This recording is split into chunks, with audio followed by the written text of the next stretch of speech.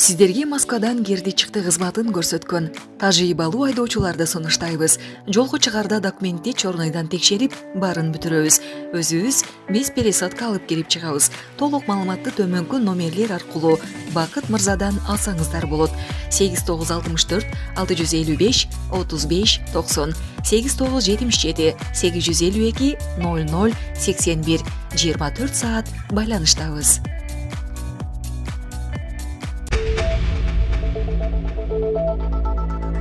Мамлекеттик катчы 1-январда Ала Тоо аянтына туура эмес желек илингенин моюндады. Мамлекеттик катчы Сүйүнбек Касманбетов Бишкектеги Ала Тоо аянтындагы флагштокко 1-январда такталбаган толук кароодон өтпөгөн туу илинип калганын билдирди. Бул тууралуу ал бүгүн 8-январда Борбордук аянтта өзгөртүлгөн тууну салтанаттуу көтөрүү иш-чарасында журналисттердин суроолоруна жооп берип жатып айтты.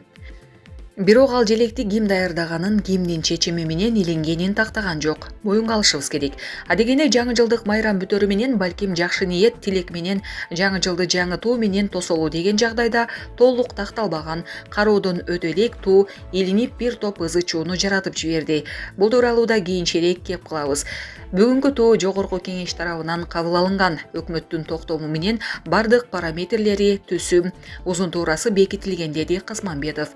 Ошондой эле ал элди мындан ары туу темасын жаап, ынтымакта жашап, өлкөдө бийлик бар экенин унутпоого чакырды.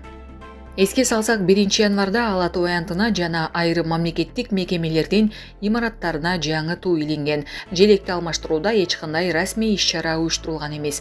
Ал жогорку кеңеш кабыл алган туудан башкача болчу. Анда туунун нурлары түз болуп, түндүккө бириктирилген. Президенттин администрациясынын маалыматтык саясат кызматынын жетекчиси Дайырбек Орунбеков туунун жаңы вариантын жогорку кеңеш кабыл алгандан кийин министрлер кабинети толуктап, акыркы вариантын токто менен бекиткенин билдирген. Ал эми жогорку кеңеш кабыл алган тууда күндүн 40 нуру түндүктөн өзүнчө болуп, чамгарак 3-төн 4-кө көбөйтүлгөн. Мыйзамдын авторлорунун бири депутат Улан Примов парламенттин комитетинде жалпы жыйында да дал ушул желекти көрсөтүп, туу ушундай болуп өзгөртүлөрүн айткан. Өкмөттө Дайырбек Орунбеков да Ала Тоо аянтына 1-январда илинген туу кимдин чечими, кайсы токтоо менен кабыл алынганы тууралуу түшүндүрмө бере элек. Мамлекеттик тууну өзгөртүү тууралуу мыйзам расмий 2023 жылдын 26 декабрынан тарта күчүнө кирген. Президент Садыр Жапаров аталган мыйзамга 22 декабрда кол койгон. Ага ылайык мындан ары Кыргызстандын туусундагы түндүк 4 чамгарактуу болуп, күндүн нурлары түндүктөн ажыратылган абалда түз тийген формада желбирейт. Желектин элементтерин өзгөртүү боюнча мыйзам долбоорун төрага Нурланбек Шакиев менен депутат Улан Примов жазып, 28 сентябрда коомдук талкууга коюшкан. Бул демилге коомчулуктун нааразычылыгын жаратып, көпчүлүк эл тууну өзгөртүүгө негиз жок экенин айтып чыгышкан. Аны жогорку кеңеш 20 декабрда 2 жана 3 окууда талкуусуз дароо кабыл алган. Булак Суперкежи. Москва. Мобилизацияга тартылган адамдардын жакындары акция уюштурду. Москва шаарында мобилизацияга тартылып, Украинага каршы согушка жөнөтүлгөн адамдардын аялдары, жакындары акция уюштурду. Алар 6-январда Коргоо министрлигинин жана президенттин администрациясынын имаратынын алдында бир-бирден кезектешип туруп, колдоруна жакындарынын Украинадагы согуштан кайтарып келүүнү талап кылган жазууларды кармап турду. Бул тууралуу Үйгө карай жол кыймылдын Telegram каналы билдирди. Санкт-Петербургда акцияга чыккан аялдар өчпөс оттун жанына гүл коюшту. Өткөн айда Орусиянын президенти Владимир Путин түз эфирде суроолорго жооп берип жатып, согушка 486 миң киши өз ыктыяры менен тартылганын, күнүгө 1,5 миңдей киши жалданып жатканын айткан. Ошол эле маалда былтыр армияга алынгандар демобилизация болобу деген суроону жоопсуз калтырган. Ага чейин мобилизация аркылуу согушка жиберилгендердин аялдары Путинге бир канча жолу кайрылуу жасаган жана күйөөмдү кайтаргыла деген акцияларды өткөргөн. Алар жакындары качан согуштан кайтарын сурап, майдандагы жагдайдын начардыгына, аскерлердин айлыгы жакшы берилбей жатканына нааразы болгон. Ошону менен бирге аялдар мобилизацияга тартылгандарды алмаштырууну да талап кылышкан. Путин буга чейин мобилизацияга тартылгандар согуш аяктамайынча үйлөрүнө кайтпай башпай турганын айткан.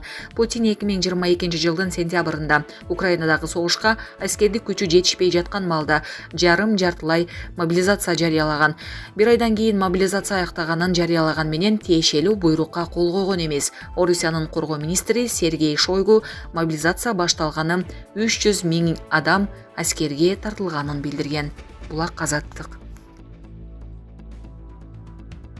Ош мэриясы Райымбек Матраимовдун үйүнүн тосмосун бузууга киришти. 8 январда Ош шаардык мэриясынын муниципалдык менчик башкармалыгы бажы кызматынын төрагасынын мурдагы орун басары Райымбек Матраимовдун Оштогу Спаналиев көчөсүндөгү үйүнүн тосмосун бузуп жатат. Муниципалдык менчик башкармалыгынын башчысынын орун басары Максатбек Орозалиевдин айтымында Матраимовдун үйүнүн тосмосунун 9 метри муниципалдык жерге тиешелүү. Кала бийлиги короону курчаган дубалды алуу тууралуу былтыр декабрдын аягында эскертүү берген. Мурдагы бажычынын үйүнөн эч ким комментарий берген жок. Буга чейин эркен журналист Ыдырыс Исаков Матраимовдун үйүнүн короосу муниципалдык жерге кирип кеткени тууралуу видео жарыялаган. 2021 жылы УКМК Райымбек Матраимовду коррупцияга айыптап иш козгоп, ал 2016 жылдын башында бажыдагы башка атка минерлер менен көмүскө коррупциялык схема түзгөнүн билдирген. Сот аны күнөөлүү деп таап 260 000 сомдук айып пул чегирген. Матраимов өзү да күнөөсүн мойнуна алып, мамлекетке 2 миллиард сом төгүп берген. Улуттук коопсуздук боюнча мамлекеттик комитеттин төрагасы Камчыбек Ташиев Райымбек Матраимовду жана маркум Кремтөбөл Камчы Көлбаевду өлкөдө мафия түзгөн деп айыптаган.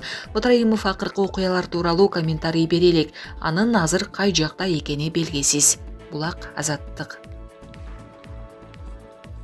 6060 квота. Кыргызстан менен Сауд Араб падышачылыгы ажылык боюнча келишимге кол койду. Кыргызстан менен Сауд Арабия падышалыгы ажылык боюнча келишимге кол койду.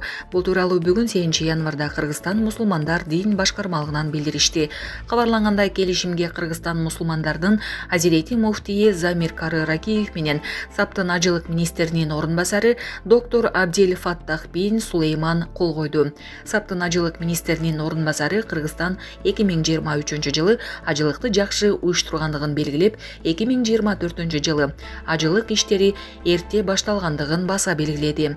Биз 2024 жылдагы ажылык иштери боюнча кеңири форматта сүйлөшүп, кошумча квота сурадык. Саптын ажылык умра министрлигинде бул маселе комиссия аркылуу чечилгендиктен КМДБнын атынан расмий кат тапшырдык. Учурда жатакана, тамак аш жана ыйык өрөөндөрдөгү кыргызстандык ажылардын ибадаттарынын аткарылышы боюнча өз ишибизди баштадык, деди Азирети муфтий. Андан соң тараптар 2024 жылдагы ажылык ишин уюштуруу боюнча келишимдерге кол коюшуп, Саптын ажылык министрлиги Кыргызстанга 6060 квота берилгендигин билдирди.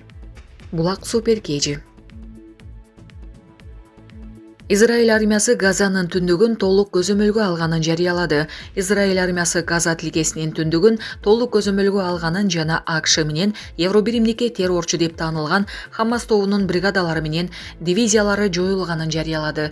Израиль армиясынын басма сөз катчысы Даниэль Агаринин айтымында, армия азыр Газанын борборунда жана түштүгүндө согушууга көңүл бурууда. 2023 жылдын 7 октябрында Хамас радикал тобунун согушкерлери жөөт конуштарына кол салгандан кийин абал курчуп, Израиль Газа тилкесин толук курчоого алып, Хамасчыларга каршы согуш ачкан. Хамас кол салганда Израилде 1200дөн ашуун киши каза таап, 240ка жакыны барымтага алынган. Кийин алардын айрымдары, негизинен аялдар жана балдар, Израилдин түрмөлөрүндө жазасын өтөп жаткан палестиналык аял туткундарга жана өспүрүмдөргө алмаштырылган. Хамас көзөмөлдөгөн Газа тилкесинин саламаттык сактоо министрлигинин маалыматына караганда, Израилдин чабуулдарынан 22 000ден ашуун палестиналык набут болду. Көбү аялдар жана балдар. Дүйнөнүн көптөгөн өлкөлөрү миңдеген кишинин өмүрү кыйылган үчүн Израилди сындап жатат. Израиль буга жооп кылып, Хамас өз бутасын Газадагы турак жай аймактарына жайгаштырып, карапайым калкты калкан катары колдонуп жатканын билдирүүдө.